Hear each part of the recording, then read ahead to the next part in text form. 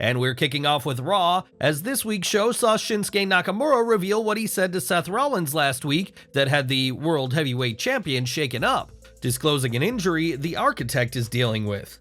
Nakamura told Rollins, "I know about your back," and would explain this week that Seth has been dealing with a severe back injury for years now, and this isn't just a storyline. When Ringside News reached out, a source in WWE described the storyline as semi-real, noting that the reigning World Heavyweight Champion is legitimately banged up. The source added that Rollins isn't hurting as much as is being portrayed, as Nakamura said that every moment of Seth's life he spends in pain, but he is actually hurting for real.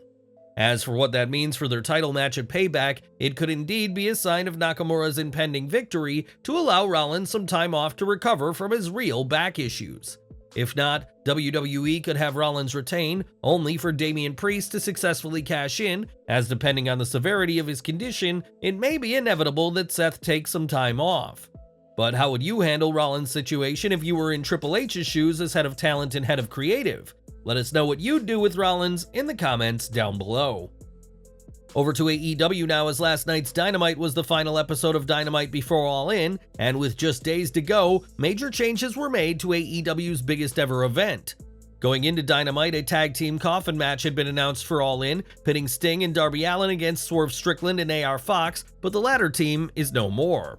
After Allin and Nick Wayne were able to beat Swerve Strickland and AR Fox this week on Dynamite, Swerve betrayed his ally and fired Fox from being part of the Mogul Embassy.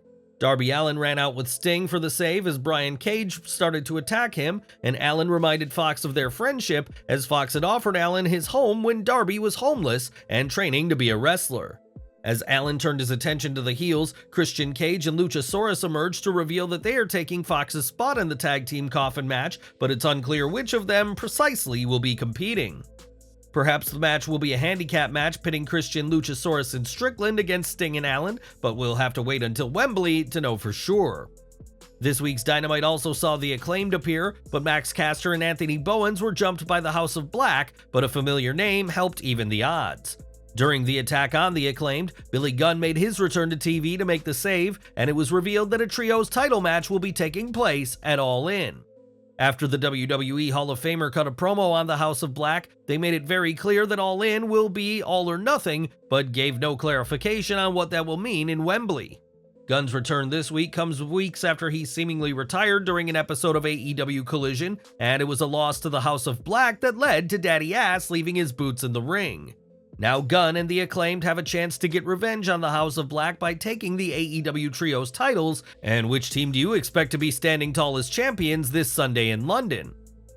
We've got some heartbreaking news now to report, as WWE Hall of Famer Terry Funk has died at the age of 79. Mick Foley, a man who idolized Funk, broke the news on Facebook, saying he was informed by Terry's daughter Brandy and described Funk as the greatest wrestler I ever saw.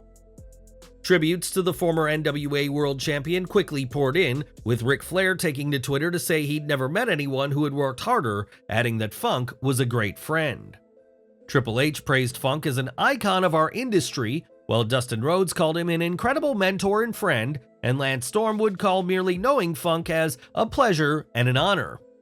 Trained by his father Dory Funk, Terry's wrestling career began in 1965 and would compete in several major promotions, including WWE, WCW, ECW, TNA, and All Japan Pro Wrestling. In more recent years, Funk had been diagnosed with dementia and had spent some time in an assisted living facility, but returned to his own home in December 2021. A true legend of the ring, Terry Funk came from Amarillo, Texas, and became a household name around the world, and we're sending our best to those who knew him at this time.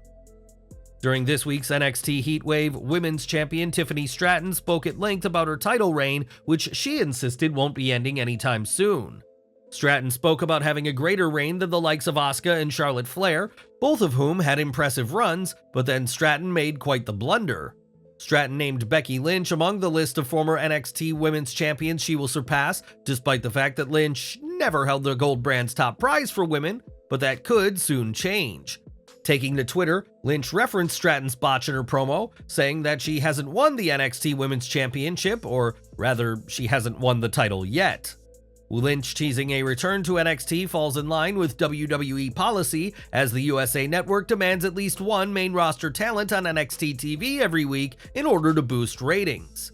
Becky Lynch has enjoyed an incredible career, but the NXT Women's Championship is an accolade she's yet to obtain. And would you like to see the man make a return to the gold brand? Let us know in the comments. Ever since AEW launched in 2019, the All Elite promotion in WWE have been engaged in a bitter war, or at least that's how some people on social media treat it. Fans of both companies have been able to argue for hours about why their preference is superior and that the other will be out of business soon, but at least one top star is sick of the tribalism. While speaking with Busted Open Radio to promote AEW All In, MJF shared why he's sick of this tribalism, which isn't the case for the wrestlers themselves. He said, "I see fans online, the way they communicate with each other, it's like all-out war. And just so you guys know, that's not what's going on with the wrestlers. We're all rooting each other on because realistically, the better the two companies are doing, the more money we're gonna make." MJF added that he is having a blast watching WWE as of late, adding that LA Knight and his old friend and rival Cody Rhodes have been personal highlights of the AEW World Champion. This isn't the first time MJF has tried to tone down the tribalism, as following the record-breaking success of All In WrestleMania 40, he took to Twitter to declare wrestling and wrestling fans are winning.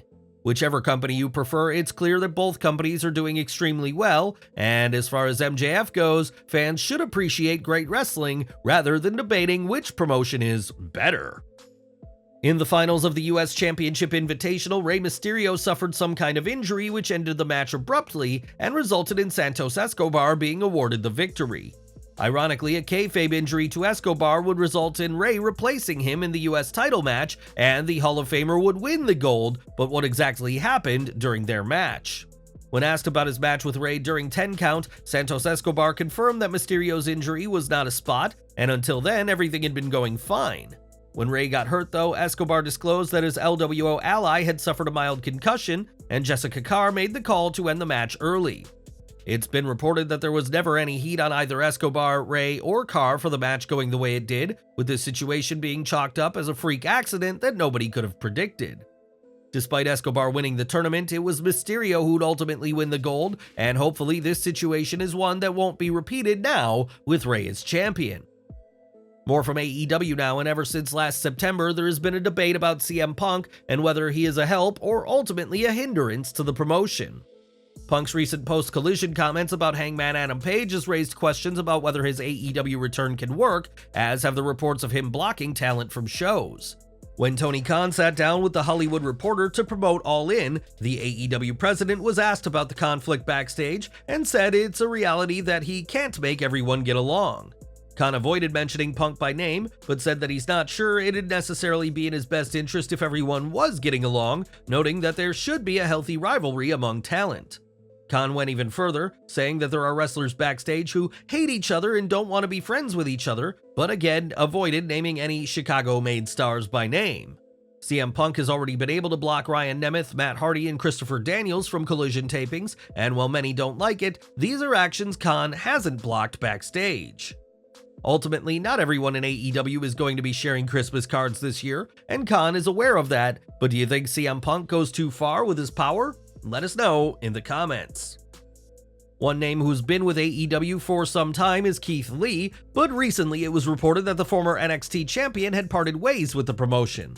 In fact, it was stated that Lee had stormed out of AEW during a taping, but that isn't exactly what transpired with the Limitless one. Sean Ross Sapp of Fightful Select reports that Lee did not walk out of a recent taping, and that a miscommunication led to him not showing up during last week's Rampage. Lee was also backstage at last week's Dynamite, but after being told he wasn't needed for the show, chose to leave, which often happens among talent not needed for the show. Unfortunately, Keith Lee was booked for Rampage at some point, but that information wasn't relayed to the man himself, who would have stayed to be a part of the Rampage tapings after Dynamite. Those Fightful spoke with said it was blown out of proportion on social media, as many claimed Lee had stormed out, frustrated over his inconsistent booking, which simply wasn't the case.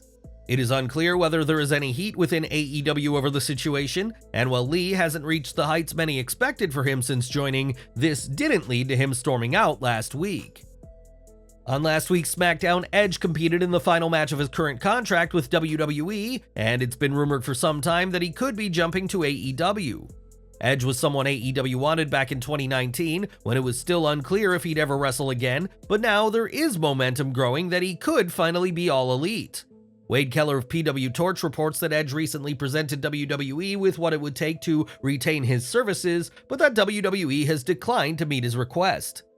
This has sparked a belief within WWE that Edge is probably headed to AEW, and due to his connections with AEW talent, may already be aware of what Tony Khan could offer him. It was reported earlier this week that there is a consensus growing in AEW that Edge could be joining the company, though it won't be until after his WWE contract expires later this year. Tony Khan has said in the past that Edge would make an excellent addition to AEW, either as a wrestler or in a non-active role, and would you like to see him join? Or should his in-ring career end as part of WWE? Back to Dynamite, and prior to this week's show, it was said that Rey Fénix would not be expected to compete at All In, despite having been advertised for the much-anticipated Stadium Stampede. Fénix was said to be out due to a visa issue, and on this week's Dynamite, he was written out of the show with a brutal attack. During a big brawl that took place after the Fénix vs. Jon Moxley match, Wheeler Yuta took out Rey Fénix with a crowbar to the head, writing him off the show.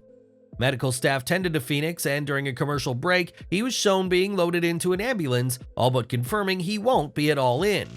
Interestingly, this whole situation saw the return of Santana, who appeared during the post-match brawl, and appeared to be on the same page as his longtime tag partner Ortiz.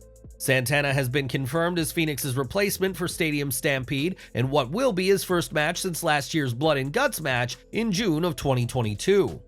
A leg injury suffered during that match had kept Santana out of action until this week, and while he and Ortiz have been at odds over the past year, they'll be tag team partners once more this Sunday. Earlier this year, Sonya Deville got engaged with her fiancé Tony Cassano as WWE's first openly lesbian superstar is preparing to tie the knot with her future bride. Like many couples, Deville has been sharing her wedding preparations online, and this week, the happy couple had quite the awkward encounter with their wedding planner. On Twitter, Deville revealed that the couple's wedding planner asked if she and Tony were twins, and after a lengthy silence, the planner laughed and realized what she was implying. Just to clarify, Deville and Tony may be both athletic, dark-haired women, but they are not related, and that may be something that the couple may need to remind more people of as they prepare for their big day. And we're ending today with Dynamite, as this week's show ended with Aussie Open retaining the ROH World Tag titles against the Hardys before Adam Cole and MJF confronted the champs. The show ended with Cole delivering a kick that almost hit MJF, while MJF contemplated hitting Cole with the Dynamite Diamond Ring before deciding against it, and more transpired after the show.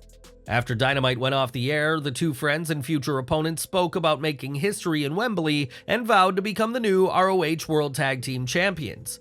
MJF also danced to "The Devil Went Down to Georgia" to send the crowd home happy, in quite the way to close out this week's show in Duluth. MJF and Cole had fun after Dynamite, but the cracks were showing in their friendship during the show, and who do you predict will be leaving Wembley Stadium as the AEW World Champion?